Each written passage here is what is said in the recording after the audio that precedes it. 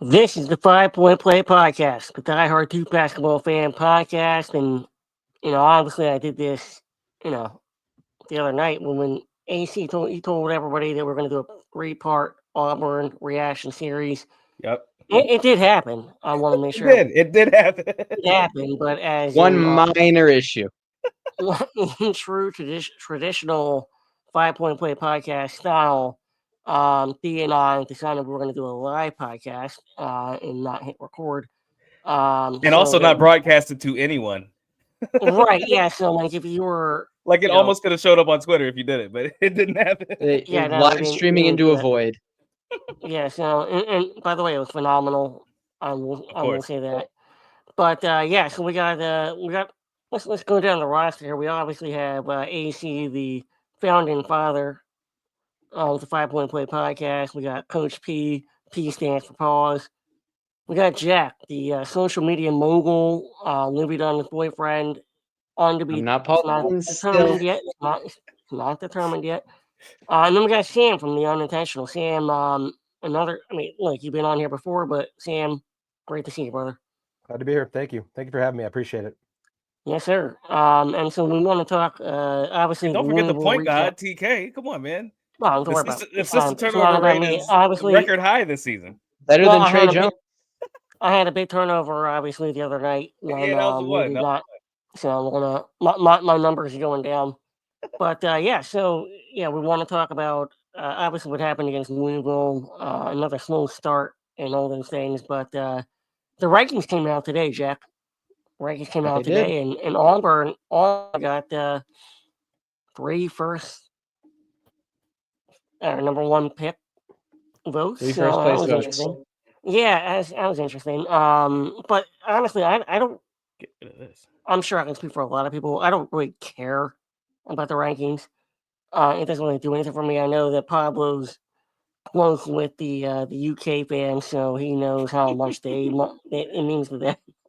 But Jack, I mean, kind of break down the rankings here. I was kind of surprised. I'm not gonna lie to you that the UNC dropped out even after beating the mighty Georgia Tech Yellow Jackets at home. By So, 3 at home. Right. And they're at the bottom of the also votes.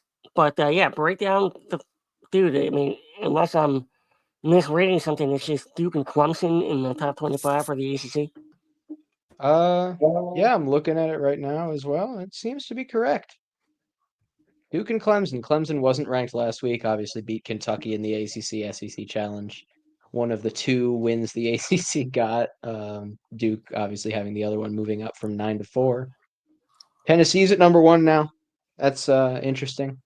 I believe the last time they were ranked number 1 was 2019. Mm-hmm. Man, why are you showing that graphic and not mine, AC? Oh, damn, my bad, Jack. Shout out to Tennessee. Let me fix that. Let's see. But Oh, I Pablo, don't think I tweeted it. Hold on, let me just. Pablo, you be a fan of Tennessee? Well, that's why. I mean, I Hold on, let me fucking just live in send it over Knoxville, to so you. I mean, it just I ain't a big fan of them like that. Fuck them. But you know their game though. Like you feel like they're I deserving. mean, yeah, I go to a lot of their games because it's 5 minutes from my house. So I mean, with a towel on your head, like, do you feel like you just played in the game? it's a blanket. It's cold. It's cold down in Make Knoxville. sure we get that correct, sir. Oh, my bad. I would hate for my fan to pick up like fucking noise. Anyway, Make sure I was warm. Auburn holds at number 2 despite the loss to Duke. That's some BS. I agree. That being said, Tennessee, Iowa State, Duke are the 3 highest ranked teams that did not lose last week. So them being 3 of the top 4 is reasonable. Kentucky at 5, despite the loss, because they did beat Gonzaga in overtime at the end of the week. I'll give them props for that. Marquette losing to Iowa State, and I believe were they 5 or 6 last week? I think they were 5. They're 5 last week. So they dropped 1. Mm-hmm. There was just so much loss in the top 10 that I'm really not surprised by any of this. I mean, we were talking yesterday. I was happy to see Connecticut go from unranked to 18. Hey, they were. Oh yeah, of course. They were 25th. Yeah, 25th. 25th. They shouldn't have been ranked. Anyway, we were talking yesterday. I said I could see Duke being ranked as low as 7. This was before all of the games yesterday were over. I said I could see Duke being ranked as low as 7, but I expected them to be in the top 4, and there they are at 4. Yeah, His, Sam. his rankings be so inconsistent, man. It's crazy. That's all it is. It's inconsistency. It's just No, Pop's right, but Sam, I mean, as we guess, I'll give you the first reaction to the rankings.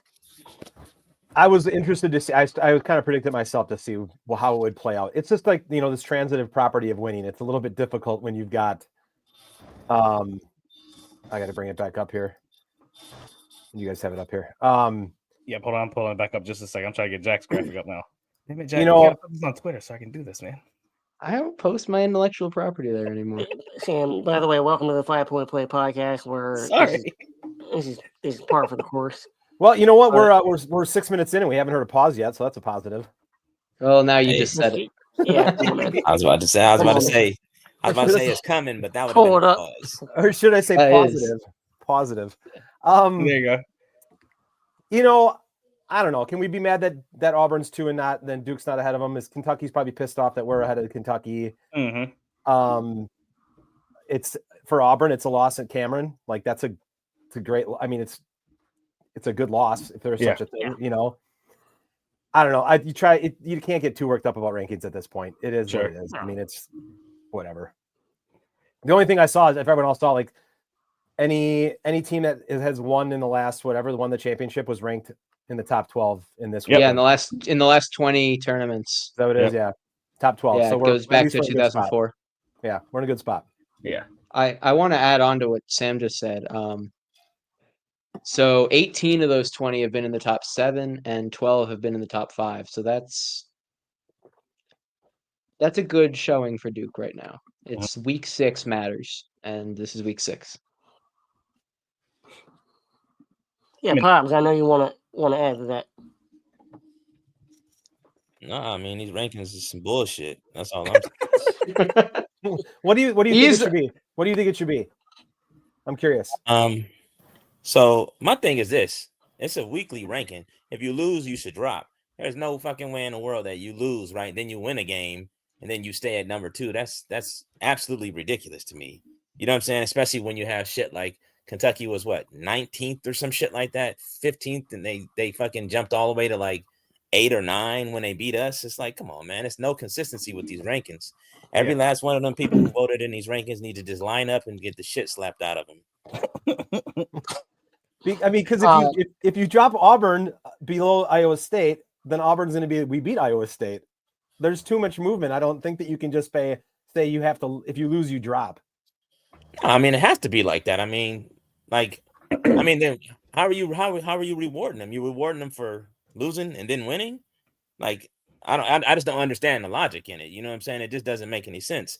So I think it should be Tennessee, Iowa State, Duke, and then so on and so forth. You know what I'm saying? But Kentucky beat Duke.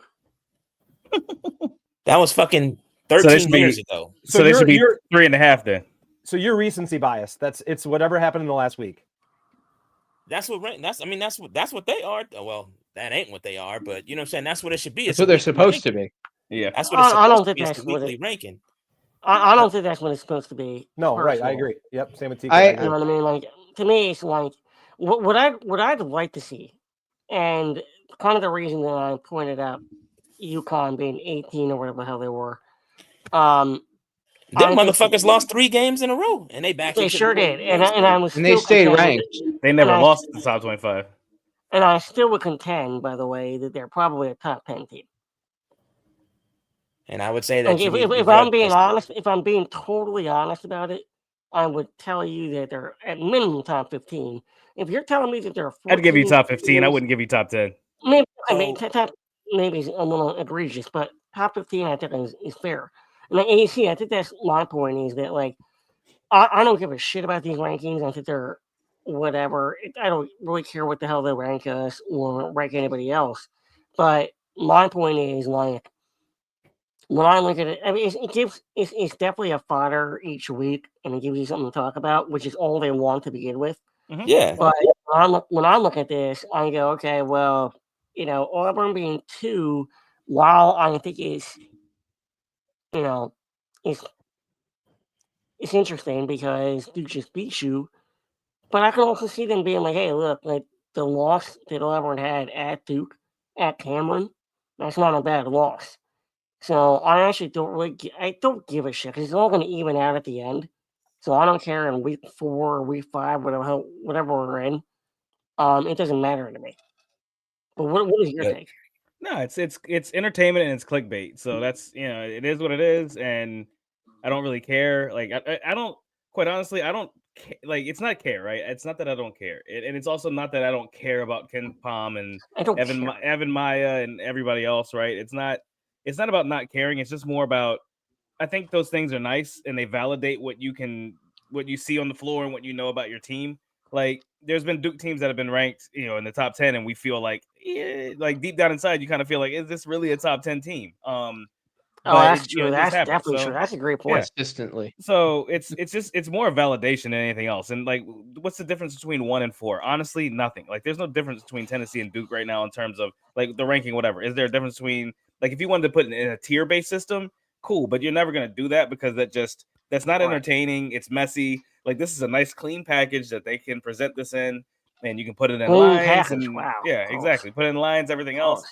Yeah, that was a Um, pause for sure. Oh, there you yeah, go, Seth. That's rappers. Marking it. Yeah, that was Mark it. crazy.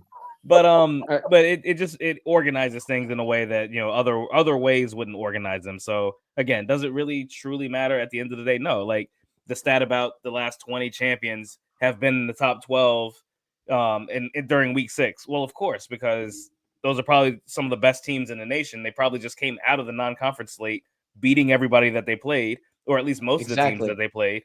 And if they Before played some teams good get teams, then cannibalized by conference play. yeah, and if you played good teams and you beat those good teams, then that means you're good enough to beat good teams when it comes to March. Like that's what that means to me. I want to Yes. add something really interesting about the poll. I'm looking at the college poll tracker. Very, very useful website if you want to look at poll voting. And everyone ranked 9 and lower, with the exception of Oregon, was left off of at least one ballot. And everyone except for Tennessee has a range of rankings that is like 6 or bigger, and that's pretty significant. Like looking at Florida, they're number 9 in the country. They were ranked as high as 2, and they were left off a few ballots. Mhm. Duke was ranked as high as 2 and as low as 11.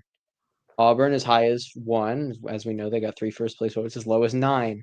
Like, I think it's pretty clear that there have been so many high-level games and such a crazy, like, last couple weeks of college basketball that even the reporters don't really know what they're doing with their rankings yet. You guys see the That's coaches pretty poll? clear. I haven't looked Okay. at the coaches poll. Duke is 6. Actually, that's what I was looking at. You say Duke is 6, Sam? Yeah, Duke and Marquette are flipped. Duke Yeah, is so 6. That's where they Sam, got most of their votes in the AP poll, for what it's worth, yeah, as so well. Sam, actually, one of the things I said was that UConn went from unranked to ranked.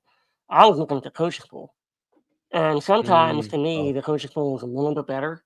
I'm not saying that it's perfect or unbiased; it's definitely biased, but I look at that as well, and there's a lot of similarities, but certainly UConn went from unranked in the coaches pool to ranked Shit is 20. crazy. So Sam, kind of give a breakdown in Europe, or just give your opinion on both polls, I guess, and then what's different. I don't know. Most people probably pay attention to the AP. In Of both of course. them, you probably have biases, right?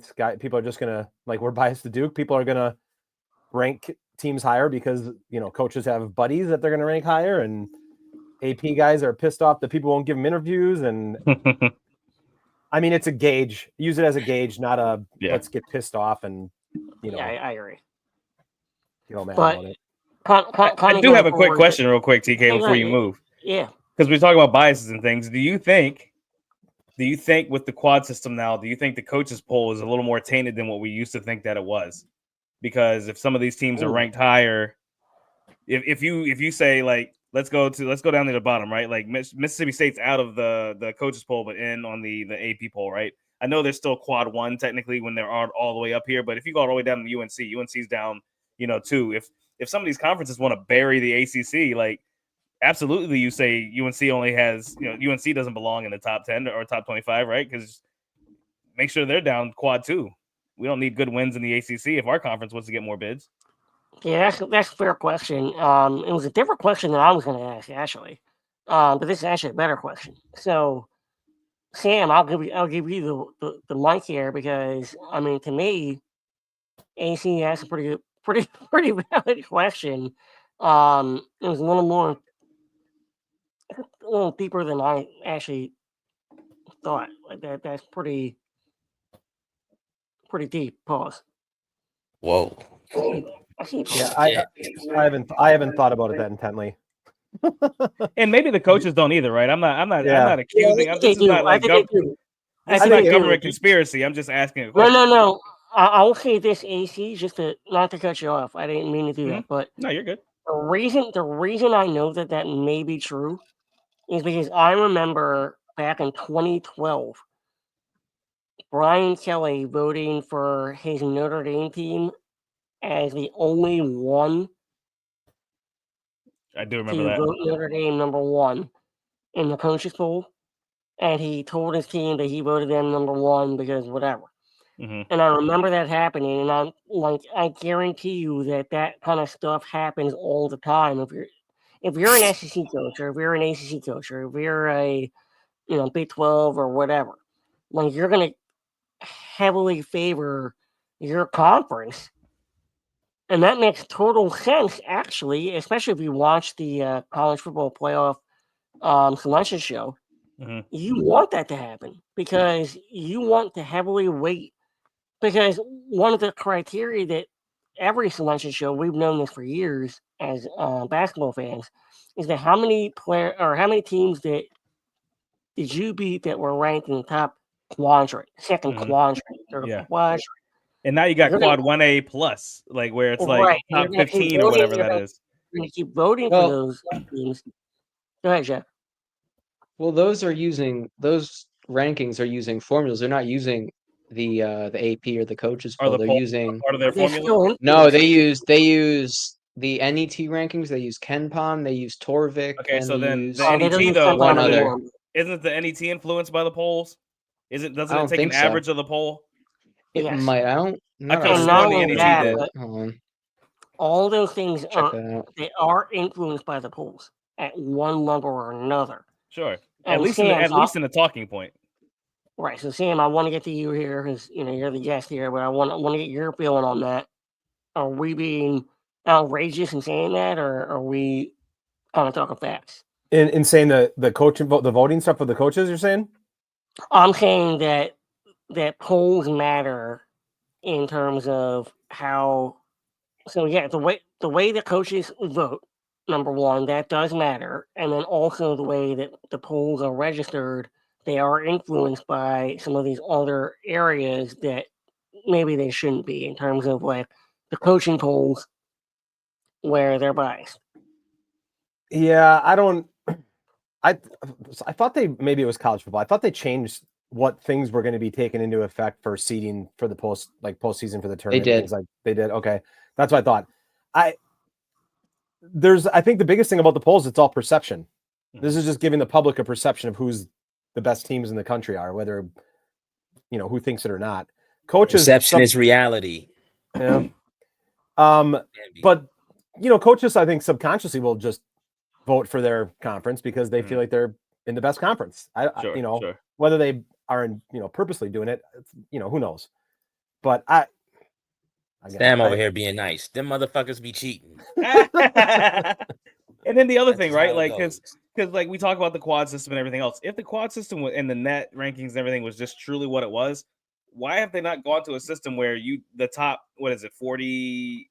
Was it 44 automatic or 44 at large bids? Is that what it is? Power of the money, baby. Like whatever the number of the bids is, how do we not just have a list where you just go down that list and that's who's picked? Like the fact that there are teams that are supposedly ranked 30 in the net and then they get left out of the tournament still, like as like the first 4 out or whatever. What kind of drama that causes on social media and everything. Oh, yeah, like, again, it's also entertainment, right? Like it's entertainment still. Yes. So they can, like, whatever their choice is, they can use the polls and say, well, this team did this team that. They do it all the time. They've done it for years, Yeah, I even mean- before the quad system. So whatever. Like it's I think just it's interesting. The big issue is it's a lose-lose situation. Like, what if you have a team, for example, that like lost 2 games, but all of their wins were by like 5 or less? That's going to really hurt them in the net rankings. Yeah, But I mean, they ultimately, go in right? at like 32-2. Yeah, They should be a 1 seed or a 2 seed, right. and the But net that's rankings that's would the put old them St. really Joe's. low. That's It's you're from yes. Philly, Jack. Like that's the old St. Joe's when they don't play Okay. anybody. Let's say it's a power conference team. Let's say Or Or they it's get not. in the 32, ACC. obviously. Or Let's say not, it's an right? Like ACC team. St. Joe's was the top 2 seed That's at one St. point in the Joe's. tournament when they were undefeated with Jameer Nelson. Yeah, when they had Jameer. That's what I'm saying. Shout out Jameer. Shout out his kid. I played baseball against his And kid last Delonte year. West, Man. LeBron's moms. Yeah. You know. Woof. Yeah, we're not getting into that. Yeah. I mean, look, there's just it's what I always say. Like I'm a tech guy. I'm a computer guy. You guys know that. I'm an analytics guy. Analytics, things like that are generally meant to complement. They're not meant to they're meant to inform a decision. They're not meant to make a decision for you, which is why something like the committee is still important. Again, Sam, there's a lot of stupidity around it. Yes, but there's nuance that computers just don't understand. yeah, Sam, I'll give you the last word on that before we move to Louisville. I'm good. I think I've said it. I think I've said it. Yeah, that's fair. I got nothing more to That's nothing fair. more to add. Yeah, no, I think that's fair. Obviously, there's a lot of nuance to it, as Jack said, but also, I will say that it's still early, and the rankings to me don't mean shit. You're right. Whether Duke's 4, Duke's 1, Duke's 12, it's all ridiculous. Until we get to the last third of the season, and then we start really figuring out who are the best teams. What I do love about the rankings, Carolina's not ranked. That's great. Okay, so we opened up the ACC season AC against Louisville. Obviously took home the win. It was another slow start. Okay, so I'm going to let you kind of dictate how you want this conversation to go. That was my one concern.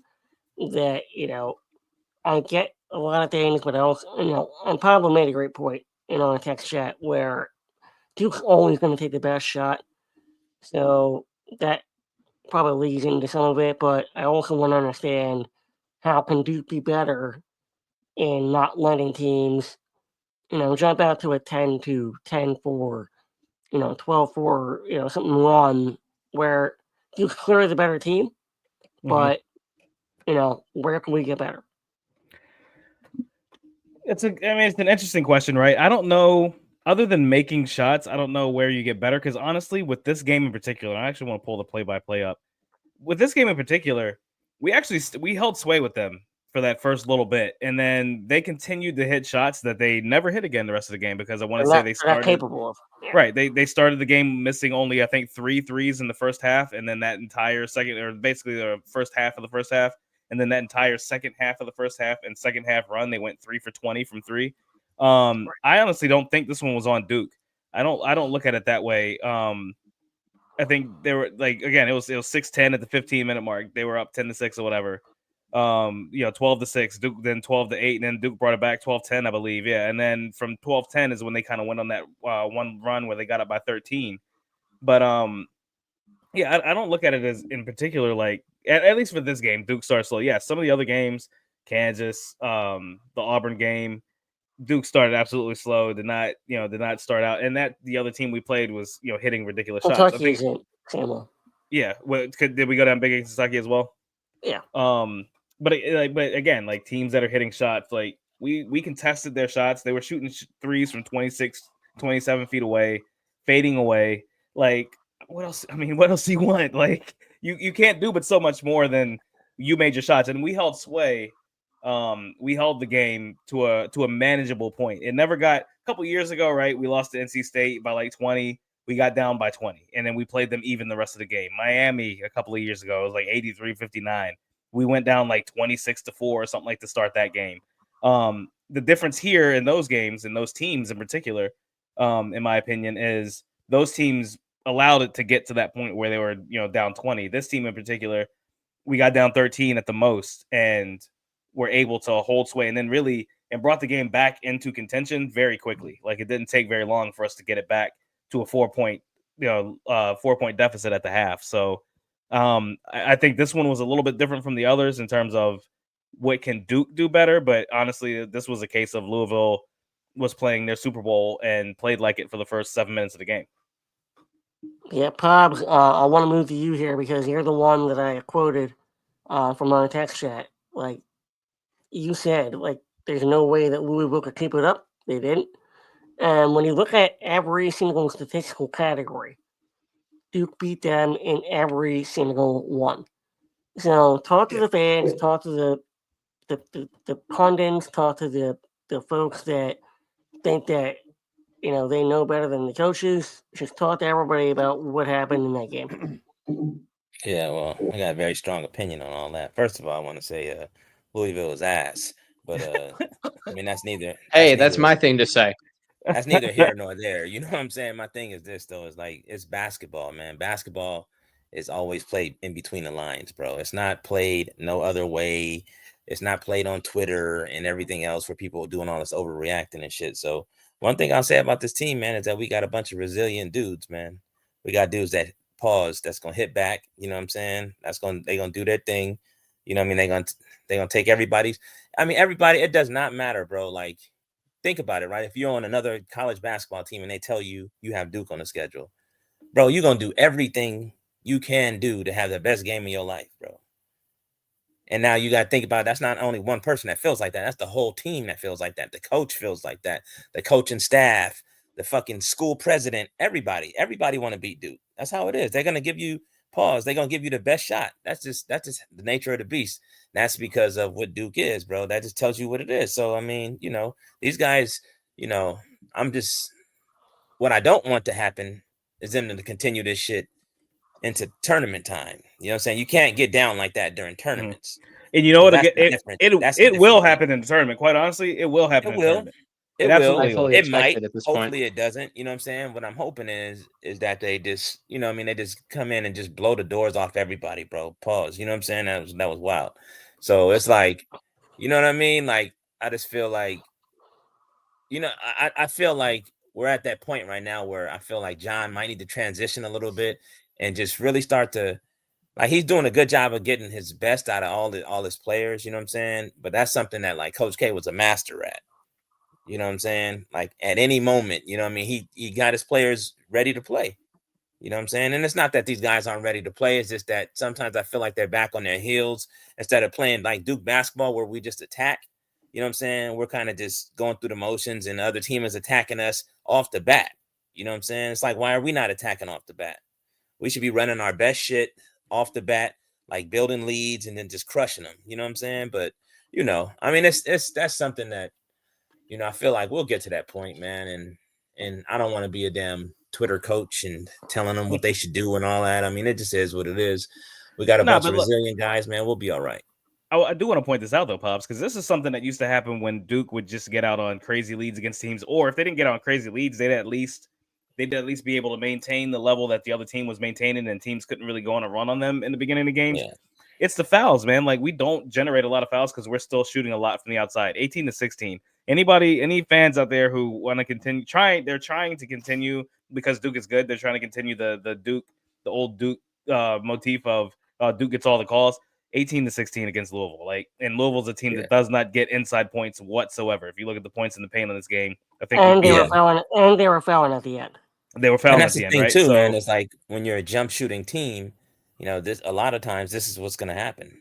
Yeah, and you're not just. But we still got 34 points from the paint, which was awesome. Like that's what I want to see out of this team is those points in the paint like that. It was 34-14. Again, a team like Louisville that does not get into the paint, and the foul situation was 18-16 with, like TK said, them fouling at the end of the game. We're not generating inside buckets yet. That's something that's coming for this team.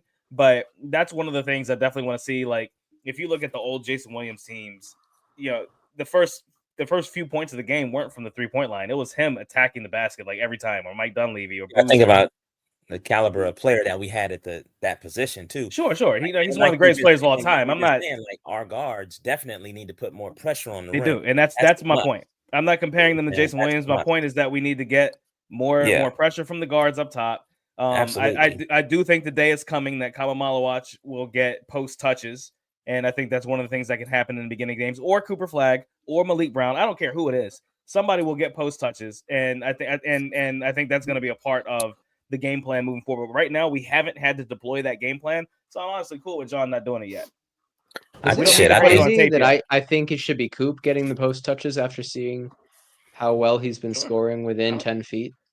I don't care who gets it. Khan is a bigger guard than anybody he's going to be put That's against. Like, true. let him get it too. You know what I mean? Like, I don't care who it is. Like, we got plenty of options to get post touches, but let's get these 2-point opportunities, because that's 2 points is where you start moving leads. So Yeah, so Sam, one of the plays that I loved the most in the entire game happened in the first half, where Caleb Foster threw it up to Kaman for his only basket of the game.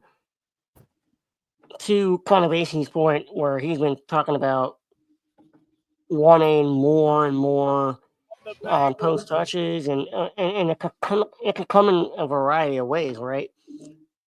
Sam, in your opinion, where can this Duke team improve more than kind of what we've said here?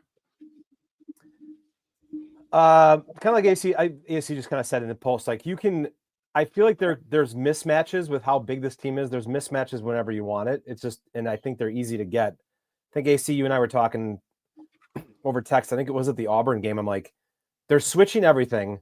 Put someone in the post on their small guys. Like, I think this team can get what they want. Clearly, the shooting hasn't been as great as we wanted it to be to start. I would like to see Cooper stop shooting random settling for jumpers and threes. I'm biased for Khan. I think Khan should have the ball in his hands a little bit more. I think he needs to, because when he had 6 assists. When he facilitates, he finds the open guy. I think some of the other guys, when they have the ball in their hands and they facilitate for themselves first, and then it kind of goes down the ladder. But that's kind of like, oh, my bad. Go ahead. Go ahead. No, I'm saying that's kind of like that's how basketball is, though, Sam. If you have the ball in your hands, you got to be a threat first and foremost, right? And then the playmaking and facilitating should come secondary. But I do agree with you, though. I feel like I think one of the things too, man, is that like with our offense, I think we kind of get stalled out a lot of times because I think Cooper is taking too long to get to his shit. You know what I'm saying? He does a lot of catching and holding and kind of surveying the floor and shit. I'm like, bro, just blow by this motherfucker and go dunk on him. You know what I'm saying? Like, what are we talking about here? Like, you'll see a lot of holding, and to where I think Khan is a little more intentional. Hey, you like I did that, huh? You know what I'm saying?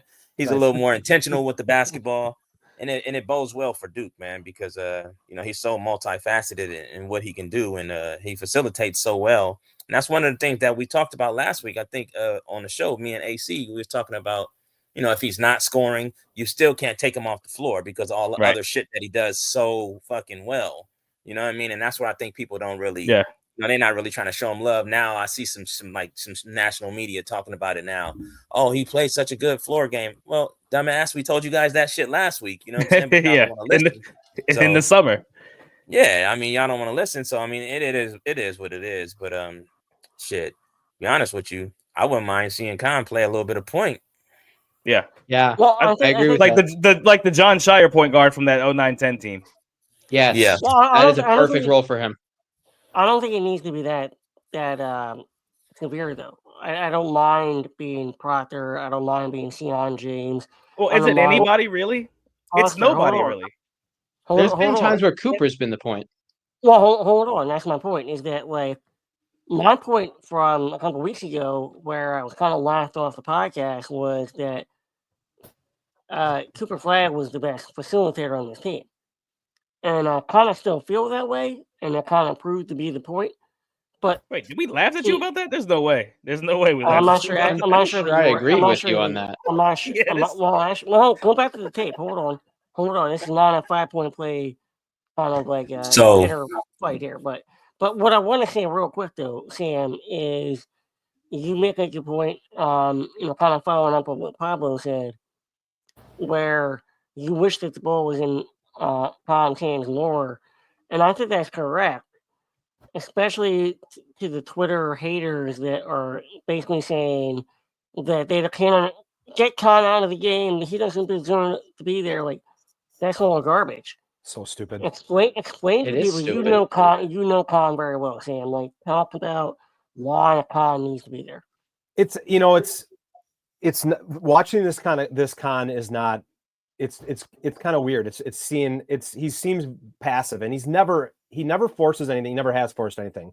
And I want to just take a step back quick for like, so it's interesting because I talk obviously to Khan's uncle and some other friends about it all the time, and I don't want to sit here and say that Khan's not getting his shots. Like he's taking the second most shots of the team. Like he's getting his shots up, but it goes in spurts where it's really interesting. Like that Auburn game, he didn't touch the ball in the first 3 minutes, not a touch. That should never happen. Mm-hmm. And it just seems like there's little stretches, and I know it's probably over exaggerated because I'm constantly watching Khan, where people, it almost looks like they're just looking him off. And maybe the guys missed him in a moment or whatever. It seems weird. But as far as Khan's game goes, I would like to see him do more. And I talked about it last night with Dustin on the Spaces a little bit. Like I would like to see him be more aggressive with the ball in his hands. Like it seems a lot of times they like right there he just shoves in the corner. And I don't know. I'm not in the coaches. I'm not in the locker room and know what their plays are running. But it's like it seems like he's constantly stuck in the corner, and you're wasting so much of what he does. And I mean, he does everything well. And like again, he's getting a lot of shots. I'm not sitting here crying about how Khan needs to get 20 shots or whatever it may be. But I think that they are missing an opportunity to really just have him run the offense a little bit. And for how well Proctor's shooting, if Proctor's off ball, that's an advantage right there too. And the thing about Khan is when Khan gives the ball up, first off, he makes the right play. He's going to reestablish himself, reset somewhere else, and he might be wide open for a shot. And then and obviously he's not shooting that well this year, but I don't know. I just think that they could use him a little bit more. And I think Khan himself could probably be a little bit more aggressive in the offense on his own. Yeah. I'll say something real quick. So I feel you, Sam. But I think that I think a lot of what they're doing too, I think we got to take a look at it like from a grand scheme of thing. A lot of what they're doing, and you do see him standing in the corner and stuff, that's benefiting Duke. That's helping Duke. You know what I mean? Because it's creating so much space because he's so dangerous. His man can't leave him. You know what I'm saying? If he does leave him and he does get a shot up, chances of it going in is pretty good. You know what I mean? But it's providing a lot of spacing having him out there on the floor. Because you replace him with somebody like fucking whoever, you know what I mean? Somebody who's not as lethal as a shooter as him, you're going to get much more, you know what I mean? That floor is going to shrink, and then you really going to see a Duke offense that's going to look crazy out there. So now I hear what you're saying. And he's just so good at what he does, man. I think he is our best overall decision maker. I will say that. I think he's really good at playmaking, off the live dribble and just, you know what I mean? Just stand still. I think he does really well. I think he's a really good passer. I think everything that he does, man, is just right up Duke's alley, man. And it's working out for us. You know what I'm saying? Pretty well. Like, does he need more shots? I mean, shit, hell, I don't know. You know what I mean? I feel like he's taking a lot of shots, but I think what it is now is we're seeing teams really load up on him. Pause. You know what I'm saying? And they want to take away that part of his game. You know what I mean? So he is going to see less shots just because of that alone. You know what I mean? Because that's just a testament of how dangerous he is. So they're going to try to take away a lot of shit that they know he can do. So we are. And then the other thing is, when is he getting his shots, right? Like he got that drive against Auburn at the end of the game to kind of seal the game up. You know what I mean? Like he was given the ball at the end of the Kentucky game. I think, there probably are moments where he's being used as a decoy in the corner, and that's not maximizing who he is for sure. But that's also maximizing another player. And when you're talking about a team where you want all five guys to to function, he's only helpful on the floor. That's why I advocate for him not coming off the floor, quite honestly, because even if we're not going to use him on that particular play or the next particular play or even the play after that, he's still out there and he's still a threat, and the other team still has to scout for him being on the floor. So let me ask you guys a question. So Pablo, you kind of talked about the spacing with him in the corner. What we have seen for the most part is when Isaiah Evans comes in, he comes in for Con, and they don't play him together. I personally think that you should be playing them together. Now, I know Evans had one game, obviously, where he hit the 6 threes, but like, if you have them on the court together, how much more spacing is there at that point? And that's what I'm like, why is John not having them play together? It's funny that you say that because we talked about that as well. You know what I mean? We did talk about that as well. And I said a lineup with Isaiah and Khan out there is fucking absolutely lethal. You know what I mean? Because they both could put the ball on the floor and then they could both fill it up. You know what I'm saying? Pause. You know what I mean? So we already know. You know what I mean? We know that. But I really do want to see that lineup. I do. I'm with you on think that, we will. Sam. I want to see that lineup. Right. I think we will. Right. I think we'll see that lineup. I think that lineup is going to be valuable in a lot of places. I think a game like what we had against Louisville, where they are making every single shot, I don't think we saw it against Louisville because of the defensive quotient of that. I think the defensive aspect of that, you got to have either Khan or Zay on the floor, because Khan's a better defender than Zay, but neither one of them are the best defenders on the team. And when you have an opportunity to get Tyrese in the game and Sion, and then have a flamethrower or like Mason, Khan, Mason. yeah, exactly. Mason had a good game to start the game for us. He He made some did. good plays. He had That's steal. big, He had that three. He kept us in the game with some veteran plays. So, I think that's where we sacrifice that lineup of Khan and Zay for right now. But I think it will be fostered, and I think it will be used in the right. Like John has a chance to utilize all these things that we're talking about in a way that no other team in the country can use those things. Like no other team in the country can boast defensive lineups like we have, or these offensive lineups possibilities we're talking about. Nobody else has it but us. So, it's really going to be, can these players pick up and execute on what he wants to do and give John the trust that he can do these things? And then will John, in turn, take the gamble as a young coach and say, okay, I'm going to do this. I'm going to throw this out on the floor and watch it happen. Yeah, I think that's one thing that Coach Shea always did very well, is understanding what lineups he could put out there, and I think John's not too far off. And so my opinion on this, Sam, is that we're just starting to see. One of the things that I've said for the entirety of the season so far is that we have not reached our A game. We haven't even come close. So I want you to have that, where like I have not seen our A game even close to this. So kind of to your point, like I think there's going to be a time where you're going to see Khan, you're going to see Zay, you're going to see Tyrese Proctor, Cooper Flag, and then probably either Brown or Common, and that will be your like ultimate like green light special lineup. So I'll give you that. I'll give you that before we move on. But like, that's kind of what I think is going to end up happening. It's just too early for us to like say, oh, it's too late for why didn't he do this yet? Go ahead, Sam. Here's the thought. It's interesting. So if you look at this year and how this year has gone, and obviously everyone has these Duke podcasts, and after the Kansas game and after the Kentucky game, and the sky is falling and all this. So we have 2 games that we've lost. Not us. Maybe not you guys. But if you look at those 2 games, 2 winnable games, a couple shots go down, this team could be undefeated. And I think it's caused, like, I don't want to say like an overcorrection and maybe an overreaction of like, all right, well, so like if we're undefeated, Foster's probably still in the starting lineup. Nothing changes. You're not going to change a team that's undefeated, right? Correct. And all these people that are saying Khan needs to be benched and all this stuff. And it's like, this team could be undefeated very, very easily. Like very, very easily. There's just a couple things here and there in both those games. So then you wonder, I was just kind of going off what you said, TK, was like, those sometimes we've talked like those losses help you become a team and be a better team. If we're undefeated, Isaiah Evans' ass is still sitting on the bench.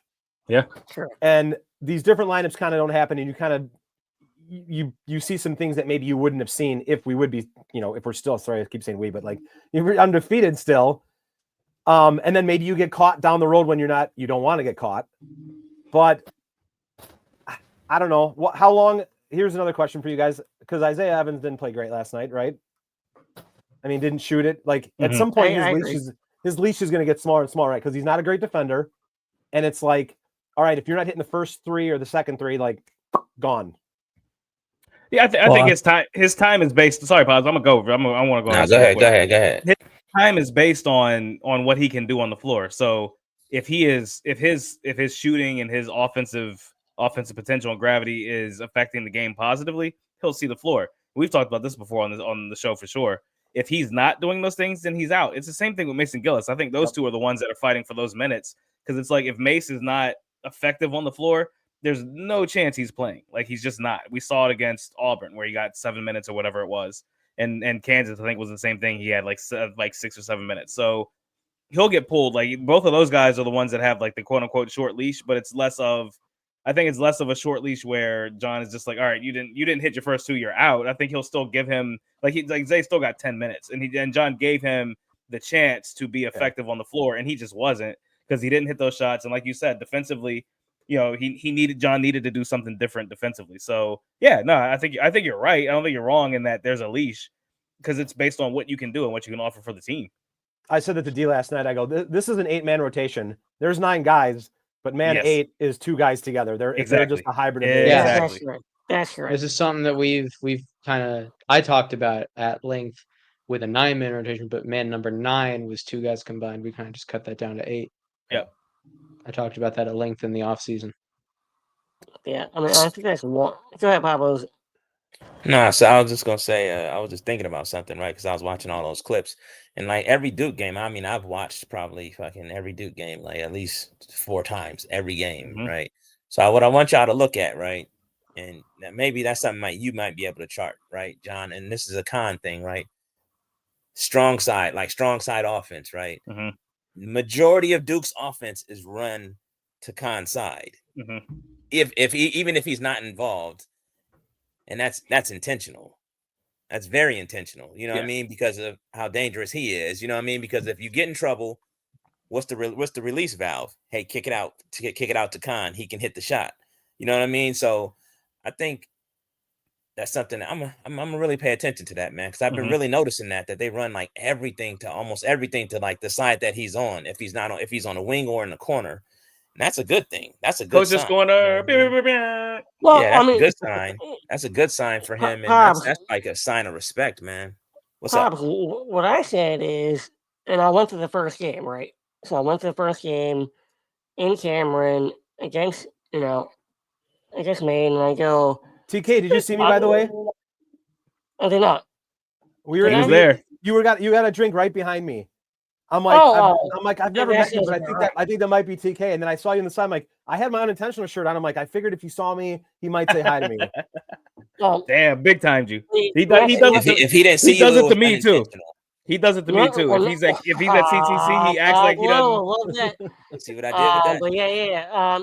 My bad. But I will say that one of the things that I noticed though in that game, and I remember texting this to the group, is that every single to Pam's point is that every single play was run for Khan. Every play was run for Khan. Every single play.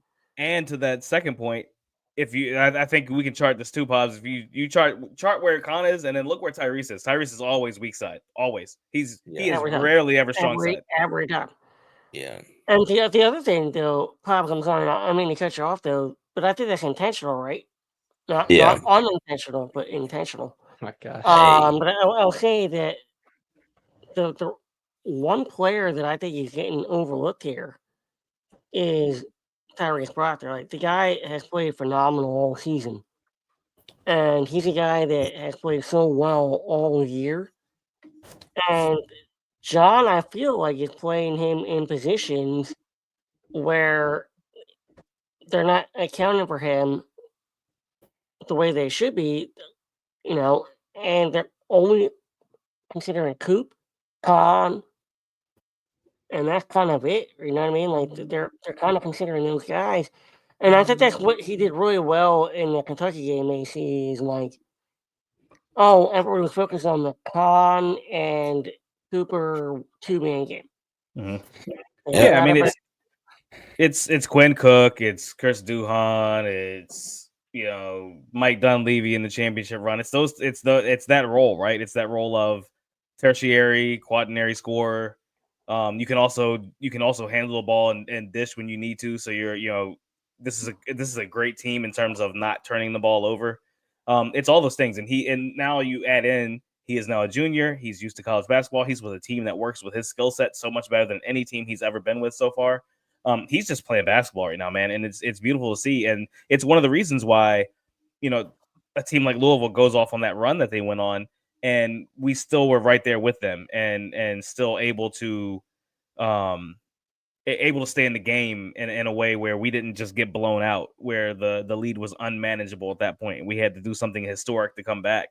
Like Tyrese Proctor is such a calming influence, and then like you saw the shot against Auburn, right? Like that is.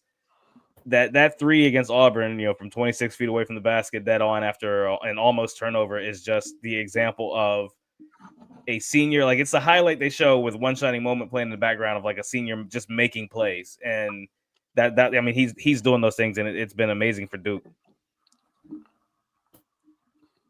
Yeah, Joe, go ahead, Jeff.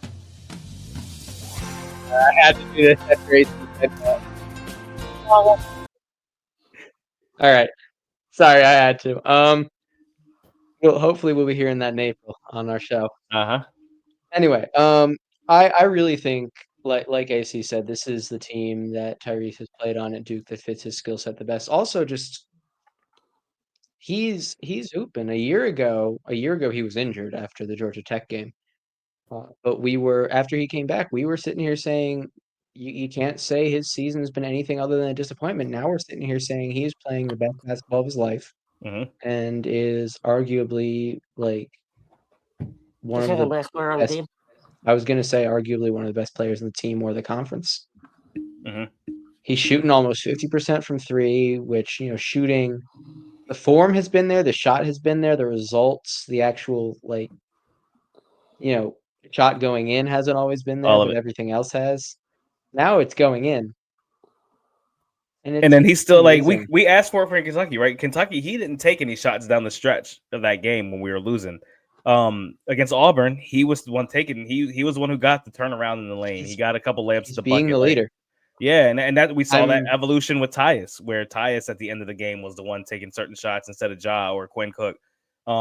You saw with Duhon with the 05 or 04-05 team. Like Duhon was the one getting shots at the end of the game. So exactly, it's it's just he's fitting into that role, and it's development. Like this is what people have asked for years, and then they get mad, and then they want somebody off the team or they want somebody's scholarship taken, and it's like stop, like just or it's John is misusing him, like stop, like this is development, this is what you wanted, and this is what happens when you're allowed to develop and you stick around and you don't trade teams every week because you're in the portal because you just want to go somewhere different and see what the food courts are like at another school. Like this is what you get when you stick around, you work through it, and you work through the pain and you work through the sacrifice, and now you're starting to see the fruits of that labor. Just so we're clear, if you're leaving Duke for a better food court, you're not going to find one. Yeah, you're not making a good business decision. Not at all. I will say, Sam, real quick. I remember being a freshman JMU. We had a decent, food court. But my sister went to BC. Phenomenal food court. So I want you, Sam, to tell everybody else where the best food court is. Oh, jeez. How do I even prepare for that question? I'm not sure. But either way, let's throw that out there. But anyway, so let's talk about what everybody just said though. Like in terms of what Tyrese Proctor's done, and what Duke can do going forward. In terms of getting better and in making sure that every player has their opportunities to have the best moment that they can have.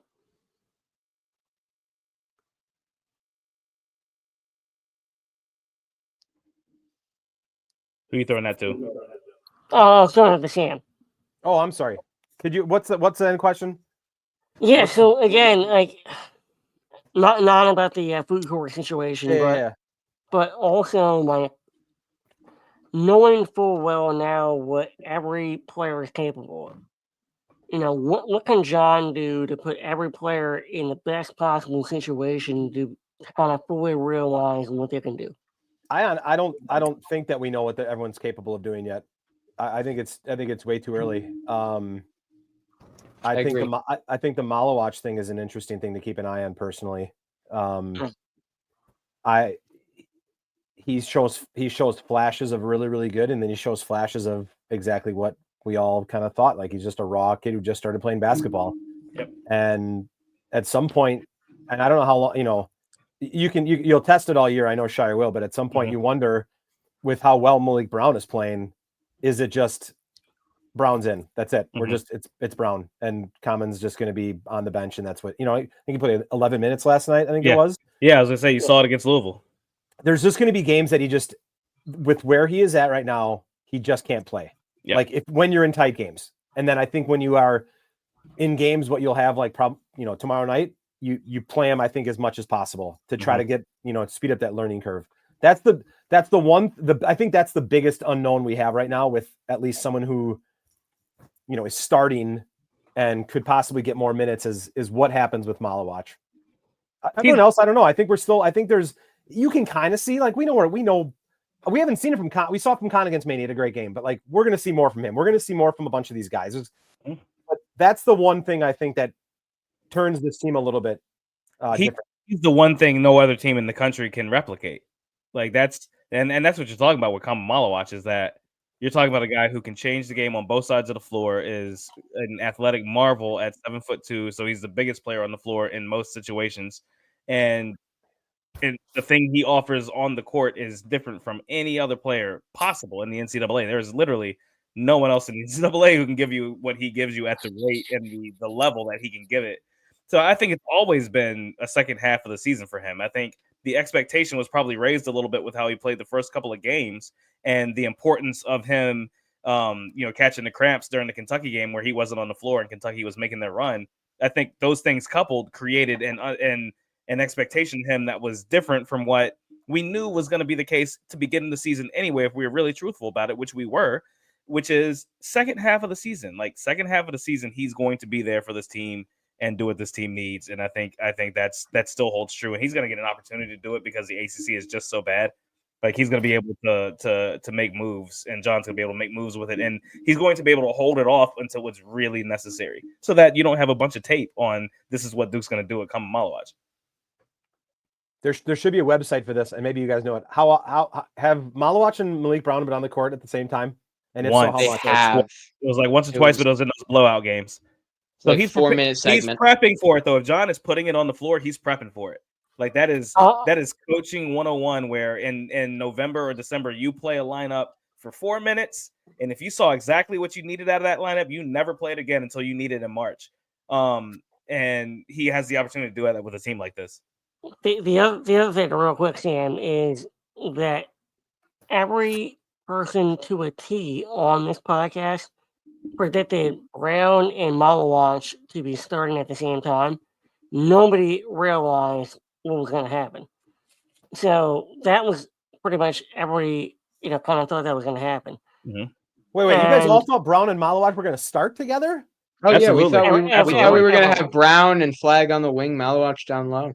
Yeah, I'm trying to think of the time that I was on, and obviously I thought Brown would start over Malawatch. Well, I think you taught the D, right? And so D's been on your side the whole time. Yeah, I thought Khan was going to be the sixth man personally. In the summer, I said that Malik would probably be the one to start the season just because Kaman would be out of practices with the Olympic stuff, and he would miss some valuable time, which we've seen in the past. And that's me gauging that off of Coach K, really. Where you're not available in the summer, so somebody else is going to get your spot who has been here, is older, all the above. I thought that would happen, but Kaman, the way he played against Arizona State and then moved forward, like there's no chance that you start Malik Brown over him at that point in time anyway. Now, the one that I will say is that it's unacceptable for a guy like Kaman to have 1 rebound, 2 rebounds, 3 rebounds. Absolutely. Rebound, the rebounding has been really bad lately. So Sam, in your opinion, like, what happened? What has to happen there?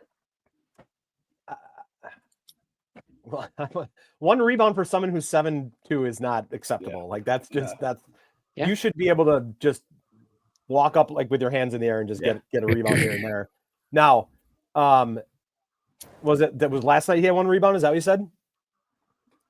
Was that last night? Let me He see. had What like did one or I'll look two. real quick. He had two last. He had He two had last like night. 2 points, He had 2 two. rebounds, right?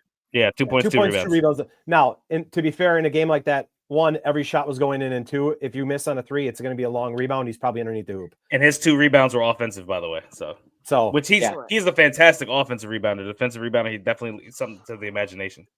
Someone like him is he's but also zero. He's so much to learn. He has so much to learn and so much to it's just an experience thing that he's just got a repetition. That's it. Yeah. I mean, that's all it is. You can't speed up that process because he's so far behind everyone else. Mm. And so I charted points after rebound again. This is a stat that I want to continue to chart because I think it's important.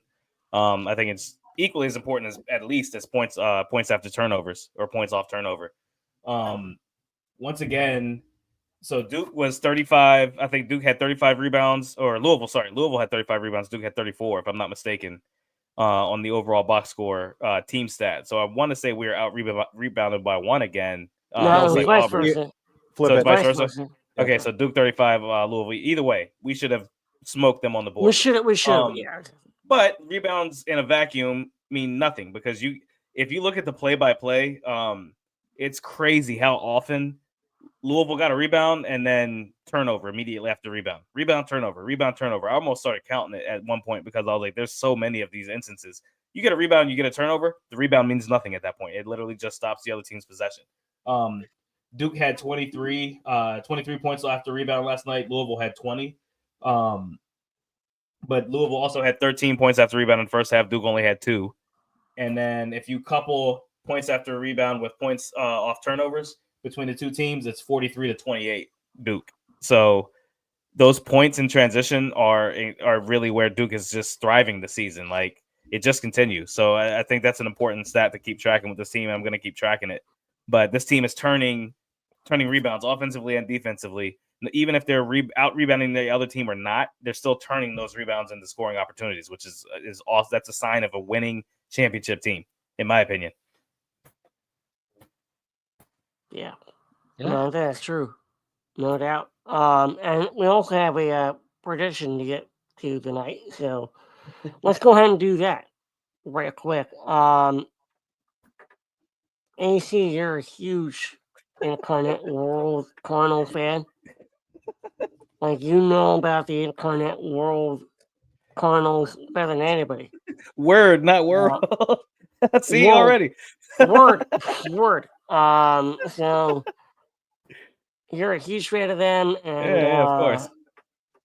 5-4, 0-3 away. I'm sure the spread is something even.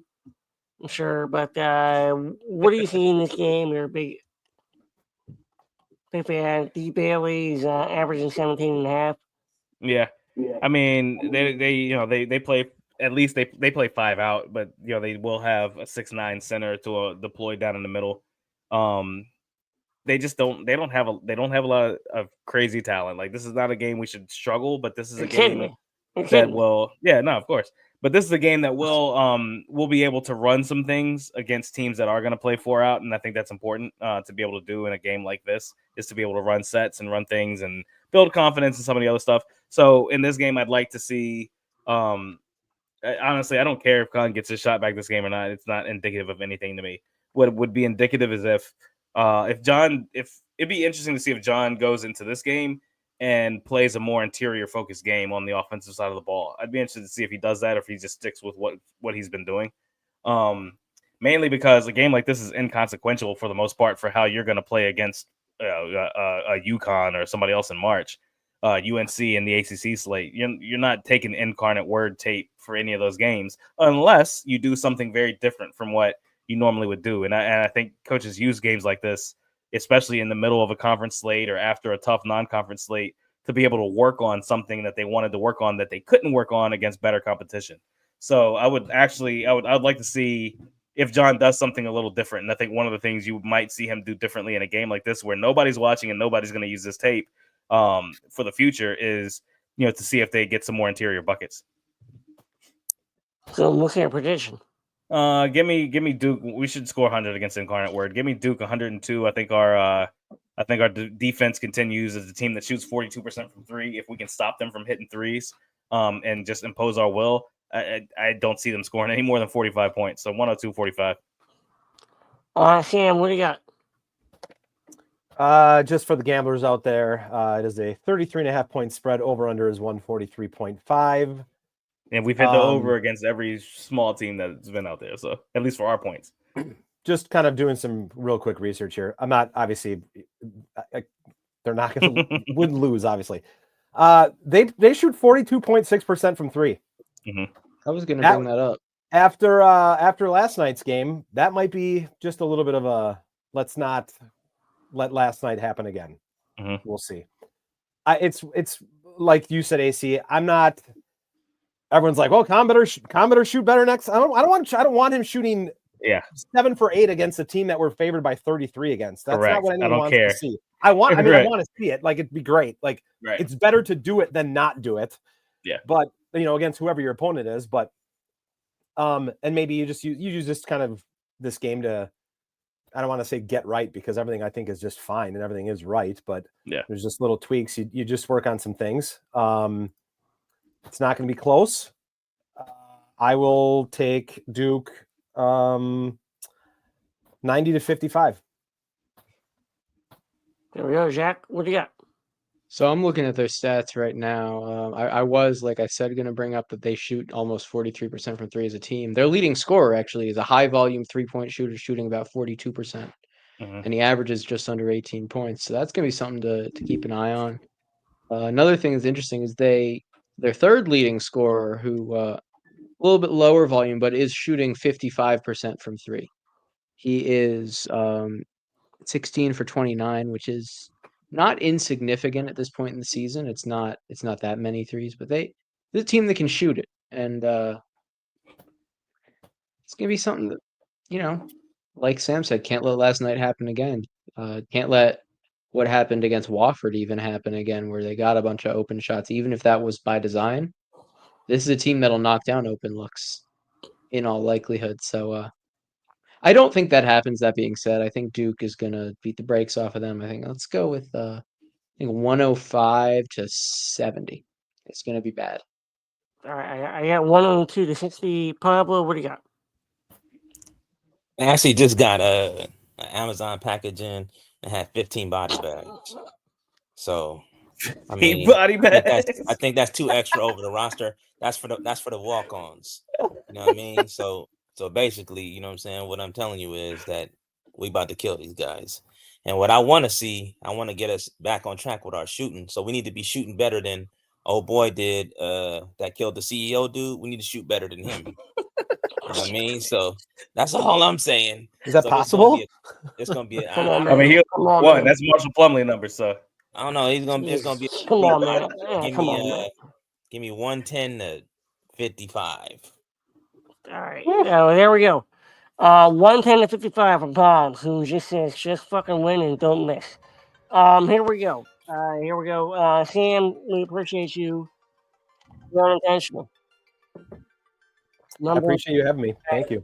I mean, absolutely 100%. And we appreciate you jumping on here, pause, and enjoying the 5 Point Play podcast. But all we care about here is Duke winning. That's all we care about. Duke winning, and we got a couple games left before the end of the year. We're 1-0 in the ACC. We'll continue that, no doubt. But the only thing that matters right now, go fucking Duke. Let's go Duke, baby. Go Duke. Don't forget to check us out everywhere, guys. You can see it on your screen if you're watching. 5 Point Play podcast, Twitter, Instagram, Patreon, obviously YouTube. Hit us up on email with questions, 5pointplaypodcast@gmail.com. Blue Sky, we're there now.